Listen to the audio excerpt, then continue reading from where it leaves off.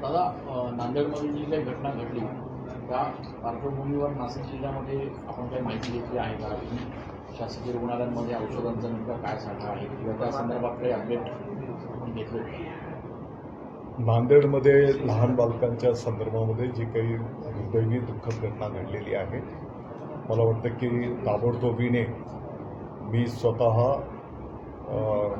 नाशिकचं आपलं civil hospital असेल, नाशिक महानगरपालिकेचे रुग्णालय असतील, अगदी मालेगावपासून तर संपूर्ण जिल्ह्याचा आढावा मी स्वतः घेतलेला आहे आणि आता थोड्या वेळाच्या नंतर मी प्रत्यक्ष भेट द्यायला पण तिकडे जाणार आहे. मला वाटतं की या क्षणाला असं दुःखद कुठेही काही प्रकार घडलेला नाही. जिथपर्यंत औषधे गोळ्यांची जी काही उपलब्धता असते ती पुरेपूर आहे. दादा, केवळ पुढचे 15 दिवस पुरे इतकाच औषधांचा साठा आहे अशा प्रकारचं पत्र जिल्हा रुग्णालयांनी शासनाला लिहिलेलं आहे. त्याच्यामध्ये स्पष्ट म्हटलेलं आहे केवळ 15 दिवस पुरे इतकाच औषधांचा साठा शिल्लक आहे. ही एक त्याची रुटीन प्रोसिजर असते आणि त्याच्यासाठी जो काही त्याला निधी वगैरे लागणार आहे तर तो निधी पण उपलब्ध आहे. त्याच्यामुळे हा काही अडचणीचा विषय नाही. आपण दादा हा रुटीन प्रोसेस सांगत असले तरी यामागे एक कारण असं आहे की 15 ऑगस्टपासून जो औषधं सरकारने मोफत देण्याचा निर्णय घेतलेला आहे त्याच्यामुळे अतिरिक्त ताण जिल्हा रुग्णालयावर आलेला आहे आणि त्याच्यामुळे ही औषधांचा तुटवडा निर्माण झाला. प्रश्न एक. आणि दुसरं म्हणजे जिल्हा नियोजन समितीच्या माध्यमातून जे 10 कोटी रुपये आपण मंजूर केले 23-24च्या याच्यामध्ये बजेटमध्ये जिल्हा रुग्णालयाला औषध खरेदा, त्याचा 90% निधी जो आहे तो त्या प्राधिकरणाकडे वर्ग केला आहे. या विषयाच्या संदर्भामध्ये काल कॅबिनेटमध्ये परवाच्या कॅबिनेटमध्ये चर्चा संपन्न झालेली आहे आणि माननीय मुख्यमंत्री महोदय, माननीय उपमुख्यमंत्री महोदय आणि आरोग्यमंत्री महोदयांच्या उपस्थितीमध्ये त्याही संदर्भात निर्णय झालेला आहे. निधीची कुठलीही अडचण येणार नाही. काल एक दुर्दैवी घटना नाशिकमध्ये घडली. आडगाव मेडिकल कॉलेजमध्ये एक नवजात बाळ जे आहे तर ते तिथल्या डॉक्टरच्या हातून हलगर्जीपणामुळे पडलं आणि त्या बाळाचा मृत्यू झाला तिथे. यापूर्वी देखील अनेकदा अशा घटना घडतात, मात्र त्या समोर येऊ दिल्या जात नाही किंवा त्याच्यावर कारवाई होत नाही. दादा, या संदर्भात आपण काही माहिती घेत आहात का? नाही, आता आपण जो काही विषय पुढे ठेवला आहे मी स्वतः त्याची चौकशी करेन. यासोबतच गणेश मंडळांच्या विसर्जन मिरवणुकीमध्ये ज्या पद्धतीचे लेझर लाईट वापरण्यात आले होते त्याच्यामुळे काही तरुणांना डोळ्यांचे त्रास झाले. काल नेत्र तज्ज्ञ जे आहेत नाशिकमध्ये त्यांनी हा विषय पुढे आणला, पण पोलिसांनी दादा त्या नेत्र रुग्णांचीच म्हणजे जे डॉक्टर्स आहेत त्यांचीच तपासणी सुरू केली आहे. उलट गणेश मंडळांवर कारवाई होणं अपेक्षित होतं, पण या डॉक्टर्सला आता चौकशीच्या फेऱ्यात अडकवायचा प्रयत्न केला आहे. आपण सांगता मी आणखी सविस्तर माहिती घेईल. तत्राव म्हणजे ज्या गणेश विसर्जन मिरवणुकीमध्ये लेझर लाईट्स जिकडं लावले गेले होते, माझी माहिती आहे की पोलीस विभागाने काही डीजेंवर त्या ठिकाणी गुन्हे पण दाखल केलेले आहेत. तर या लेझरच्या संदर्भात काही धोरणात्मक निर्णय व्हायला पाहिजे. माननीय मुख्यमंत्री महोदय, माननीय उपमुख्यमंत्री महोदय यांनी पण या संदर्भामध्ये मला वाटतं की चिंता व्यक्त केलेली आहे आणि ज्या पद्धतीने आता एक सगळीकडेच या संदर्भामध्ये चर्चा संपन्न होते, निश्चितपणे येणाऱ्या काळामध्ये धोरणात्मक निर्णय संपन्न होईल. दादा, नवरात्र उत्सव पण आता येतोय तर त्यामध्ये देखील डीजे लेझरचा वापर होणार आहे, तर त्या संदर्भात काही माहिती आणि अशी चर्चा पण आहे की डीजे ला परवानगी मिळणार नाही. मला असं वाटतं की बघा, डीजे असेल, लेझर हे किरणं असतील, हे लाईट्स असतील मोठ्या क्षमतेचे, तर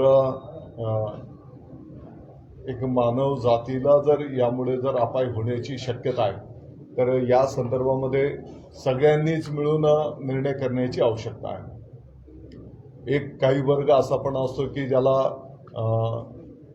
एक वाजंत्री वगैरे त्याची एक आवड असते, परंतु कोणतीही पण गोष्ट एका मर्यादेमध्ये काही हरकत नाही आणि त्या मर्यादेच्या पलीकडे जर त्याच्यातनं जर शरीराला इजा होणार असेल तर अशा गोष्टी आपल्याला टाळाव्याच लागते.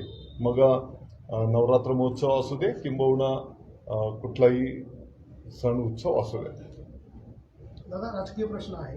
5 वर्षांसाठी महायुतीचे मुख्यमंत्री अजित पवार असं फडणवीसांनी वक्तव्य केलेलं आहे. त्यामुळे शिंदे गटातल्या नेत्यांमध्ये वेगवेगळ्या प्रकारच्या चर्चा सध्या सुरू आहे. विशेषतः त्याच्या- मुनगंटीवार आणि बावनकुळेंनी देखील भाजपचा मनातला मुख्यमंत्री अजित पवार अशा पद्धतीचे दोन्ही नेत्यांनी त्याच्यासोबतच तुम्ही फडणवीस साहेबांचं स्टेटमेंट पूर्ण तुम्ही फक्त अर्ध असं बोलताय. फडणवीस साहेब म्हटलेले आहे की माननीय मुख्यमंत्री महोदय एकनाथजी शिंदे साहेबच राहतील आणि माननीय एकनाथजी शिंदे साहेबांच्या नेतृत्वाखालीच पुढच्या निवडणुका संपन्न होतील, हे फडणवीस साहेबच बोललेले आहेत. जनतेच्या मनातले मुख्यमंत्री एकनाथजी शिंदे साहेबच आहेत. ज्या पद्धतीने झपाट्याने निर्णय होत आहेत, सर्वसामान्यांचे निर्णय होत आहेत. आता एक नाभिक समाजाचं मंडळ आपली चर्चा चालू होती. जीवा महालांचं प्रतिमा पूजन कार्यक्रम संपन्न करायचा आहे आणि त्यांनी आनंद व्यक्त केला की आमच्या समाजाच्यासाठी शासनाने महामंडळ घोषित केलंय, त्याची अंमलबजावणी कार्यवाही सुरू आहे. मला वाटतं की सर्व समाजाच्या लोकांना सोबत घेऊन त्यांची प्रगती कशी साध्य होईल, आपल्या या महाराष्ट्राची प्रगती कशी होईल, असे चांगले निर्णय. आता महिला सन्मान धोरण घोषित करण्यात आलंय संभाजीनगरच्या कॅबिनेटमध्ये. त्याच्यातनं महिलांना अतिशय दूरगामी त्याचे सकारात्मक निर्णय आपल्याला दिसून येणार आहेत. आता एका स्टॉलला आपण भेट द्यायला जातो नाशिक पंचायत समितीच्या तिथे. महिला बचत गटांच्यासाठी एका छोट्याशा स्वरूपामध्ये तिकडे स्टॉल लावण्यात आलेले आहे आणि ते प्रत्येक तालुका पातळीवर प्रत्येक शहरांमध्ये आता आपण उभे करणार आहोत. सांगायचं तात्पर्य की अनेक चांगले निर्णय ज्या पद्धतीने होत आहेत त्याच्यामुळे शेतकरी बांधव असतील, कामगार असतील, विद्यार्थी असतील, महिला भगिनी असतील, ज्येष्ठ मंडळी असेल, सर्वांना आनंद आहे. नाही, पण हे फडणवीस हे सुद्धा म्हणाले की अजितदादांना 5 वर्षांचा मुख्यमंत्री करू. हे सुद्धा कदाचित पुढचे मुख्यमंत्री असतील असं त्यांना एक प्रकारे संकेत द्यायचे होते का? पुढचे म्हणजे कधीचे? या term नंतर पुढच्या term नंतर.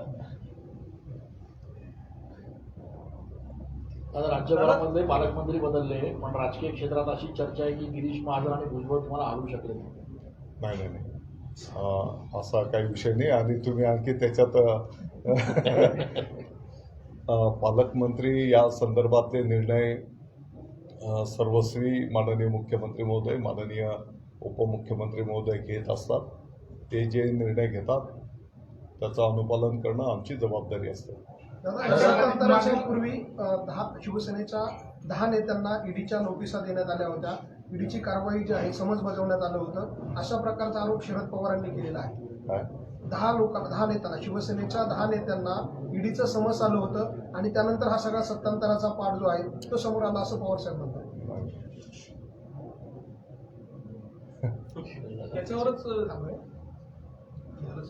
त्याच्यावरच देवेंद्र फडणवीसही असं म्हणाले की 2017 असेल किंवा 19 असेल या काळामध्ये शरद पवार आमच्याशी चर्चा करत होते, मग ते कोणत्या एजन्सीला घाबरून करत होते, जसं तुमच्यावर आता आरोप केले जातात की तुम्ही आता एजन्सीला हे घाबरून सर्व केले. वरिष्ठ पातळीवरचे विषय आहेत, बरोबर. मग फडणवीस साहेब असतील, माननीय पवार साहेब असतील, तेच याची उत्तर देऊ शकतात. महाविकास आघाडीच्या काळातील विकास कामांना थेट जो हे ब्रेक लावण्यात आला होता त्याला आता मंजुरी देण्याचा निर्णय घेतलेला आहे आपल्या सरकारने.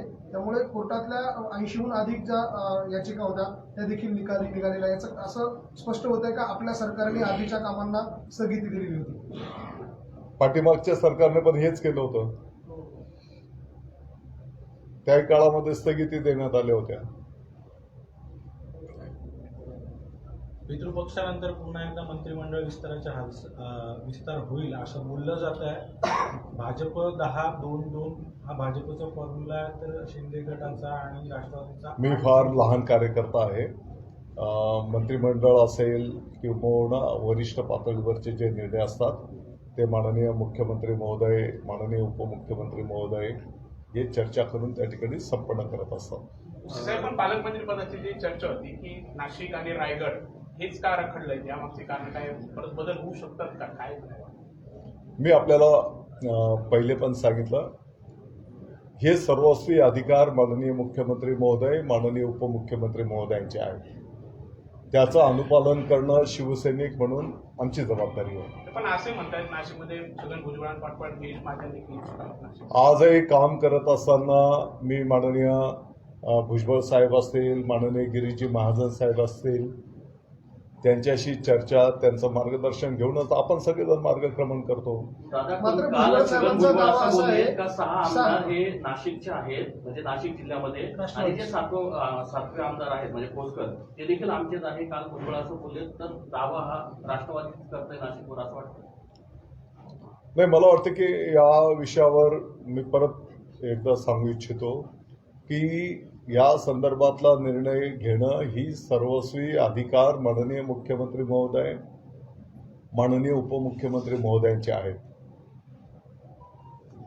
दादा, आगामी काळामध्ये होणाऱ्या ज्या निवडणुका आहेत त्याच्या पार्श्वभूमीवर शिंदे गट अर्थात शिवसेना, भाजप आणि राष्ट्रवादी यांचा एक प्लॅन तयार करून केंद्रातल्या नेत्यांना द्यायचा आहे. त्यासाठीची योजना आपल्याकडनं आखली जाते का? नाशिक लोकसभा असेल, दिंडोरी लोकसभा असेल, या ज्या आपल्या विभागामध्ये येतात, आता मालेगाव, धुळे असेल, इकडच्या लोकसभांचा काही अभ्यास आपल्याकडनं सुरू करण्यात आलेला आहे का? मला वाटतं की निवडणुकांची तयारी तर प्रत्येक पक्ष ज्याच्या त्याच्या पद्धतीने करत असतो. पक्ष बांधणी करणं, जास्तीत जास्त त्या पक्षाला यश कसं मिळेल, पक्ष कुठलाही असू दे, ते त्याचं काम करत असतात. आता साहजिक आहे, आता आमची जी काही महायुती आहे, महायुतीचे जास्तीत जास्त 45+ जे मिशन आहे ते आम्ही पूर्ण करणार. रश्मी शुक्लांची कारकीर्द थोडीशी वादग्रस्त ठरली होती फोन टॅपिंग प्रकरणात.